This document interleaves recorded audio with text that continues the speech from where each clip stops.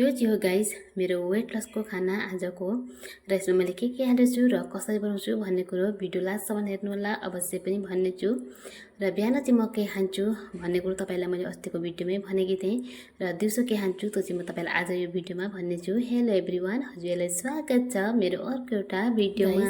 भिडियोको चाहिँ सुरुवात चाहिँ यता बिहान साइकल कुदादेखिबाट आज चाहिँ छोरा उठेन, सन्डेको दिन भनौँ भनेर मैले पनि सोच्न थिएँ सुतोस् भनेर मैले आफै नै उठाइन, किनकि ठुलो बसी जिम्मेदारीलाई घेर्छ, कहाँ सुत्न पाइन्छ र होइन भन्नु त सानामै त हो जे गर्नुपर्ने छ भनेर म चाहिँ उठाइन। र म चाहिँ आफै आज साइकल लिएर गएँ, एक राउन्ड मारेर आएँ। तर यस्तो खुट्टा दुखेछन् नि, बानी छैन नि त त्यसरी साइकल कुदाउने, बानी भएपछि सायद दुख्दैन होला।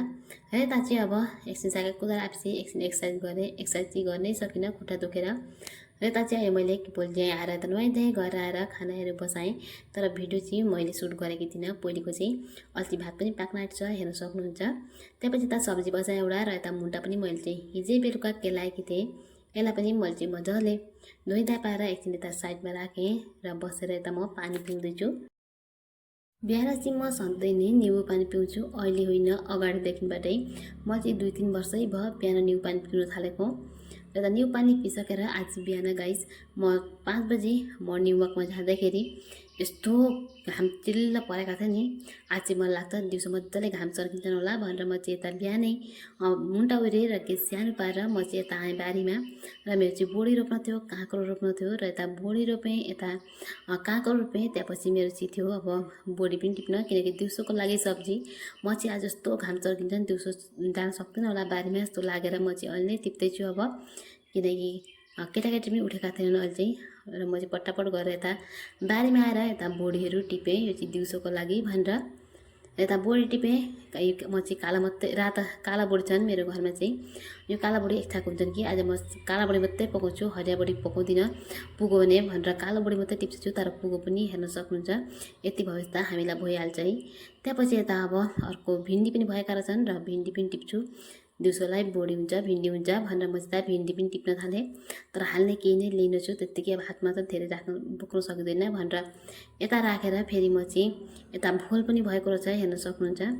यता हँसा लिएर गएर मैले चाहिँ यता भोल काटेँ। त्यसपछि यता काँक्रो पनि ल्याएँ, 2टा काँक्रो पनि टिपेर ल्याएँ। यता एउटा मात्रै भोल रहेछ। त्यसपछि फेरि अर्कोपट्टि गएँ, अर्कोपट्टि हेरौँ न कति राम्रा 3टा भोल कति ठुल्ठुला भएका रहेछन्, ठिक्क खाने बेला भएका रहेछन्। र यता यी 3टा भोल पनि टिपेँ, यी 3टा भोल र एउटा भोल 4वटा भोल भएपछि त सब्जी पुगिहाल्छ भनेर टिपेँ, किनकि म दिउँसो पस्न सक्दिनँ भनेर दिउँसोको लागि सबै त जोगाड चाहिँ गरिरहेको छु म। र यता आएँ फेरि एउटा जिका देखेँ, हेरौँ न कति लामो जिका फलेको रहेछ। यसलाई पनि टिप्छु, ती भोलमै मिसाइदिन्छु भनेर टिप्न भनेर गएकी त अलिकति सानै रहेछ, अलिक ठुलो हुन्छ जस्तो लाग्यो, अलिक बढ्छ जस्तो लाग्यो, र म चाहिँ त्यसलाई त्यही छोडिदिएँ। र त्यहाँबाट फेरि मैले चाहिँ सानो कैला खालको काँक्रो फेरि 2टा टिपेर लिएर आएँ। मेरो मेहनतको फल आफूलाई कति खुसी लाग्छ, आफूलाई म चाहिँ प्राउड फिल गराउँदैछु, किनकि सबै मान्छे आजकल गिराउने मात्रै हुन्छन्, झार्ने मात्रै हुन्छन्, कसरी हुन्छ यसलाई तल झारौँ भन्ने हुन्छन्। र त्यही बिचमा हामीलाई चाहिँ कति दुःख लाग्छ है। र म चाहिँ आजकल आफूलाई प्राउड फिल गराउँछु, किनकि आफैमा खुस रहन सकौँ भनेर।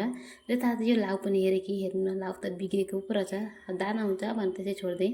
र हेर्नु त गाइस कति थोक सब्जी टिपेर ल्याएँ मैले आज चाहिँ हेर्न सक्नुहुन्छ। यति सब्जी टिपेर ल्याएर म चाहिँ त साइडमा राखेँ नाङ्लामा हालेर, र आफूलाई यति खुसी लाग्दैछ नि। त्यसपछि यता आएँ आम झार्न भनेर, आज चाहिँ म आमको अचार हाल्छु भनेर सोच्दैछु।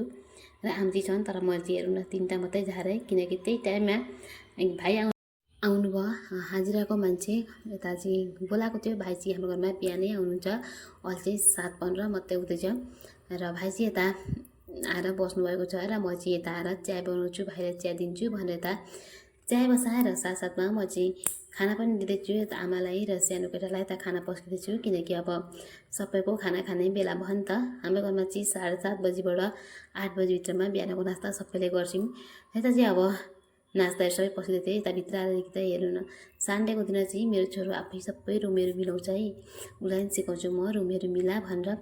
र ऊ चाहिँ हेर्नु न यता बेड कभर मैले चाहिँ क्यामेरा फिट गरेर छोडिदिएको थिएँ स्ट्यान्डमा, ऊ चाहिँ म चाहिँ त्यहाँ किचनमा के गर्दै थिएँ, ऊ चाहिँ कति राम्ररी आफै मिलाइरहेको छ हेर्न सक्नुहुन्छ। यति राम्ररी मिलाउँछ नि सनक्क पाएर, केटाकेटीले यतिको मिलाएको त राम्रै मिलाएको भन्नुपर्छ है। र केटाकेटीलाई कतिपय काम त सिकाउनु नै पर्छ, किनकि दिनभरि बसेर पढ्ने पनि होइनन्। त्यसपछि म्यागी खान्छु भनेर भन्यो र म चाहिँ 10 रुपियाँ पैसा दिएर पठाएँ। कोही दिन अनहेल्दी वस्तु पनि म चाहिँ खान दिन्छु, किनकि काहीँ बाहिर जाँदा ओर्दा अब घरकै मात्रै वस्तु खायो भने बाहिर जाँदा सुट गर्दैन। त्यसको लागि कोही दिन सन्डे हप्तामा एक बार म चाहिँ अनहेल्दी पनि त्यस्तो म्यागी होस् या पास्ता होस्, चाउमिन होस्, म चाहिँ खान दिन्छु अब।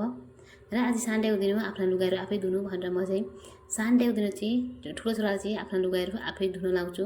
र ठुलालाई धोएको देखेर सानो पनि बसेर हेर्नु न, जस्तो सिकायो त्यस्तै गर्छन् भन्छ नि, त्यही होला अब। दाजुले धोएको देखेर म पनि मेरा लुगा धुन्छु भन्दै अघि बिहान उनीहरू नुहाएका लुगा यता दुईजना दुईपट्टि धोइरहेका छन्। र मैले चाहिँ यता आँपहरू काटेँ, निमक र हल्दी हालेर यसलाई चाहिँ मजाले मोलेर मैले चाहिँ एकछिन राखिदिएँ। र मैले चाहिँ अब दिउँसोको लागि यता मेरो चाहिँ खाना यता बनाएँ। अरूको लागि चाहिँ म भात नै बनाउँछु, भात दाल सब्जी त म पनि खान्छु, तर म चाहिँ भात खान्न, हेर्न सक्नुहुन्छ।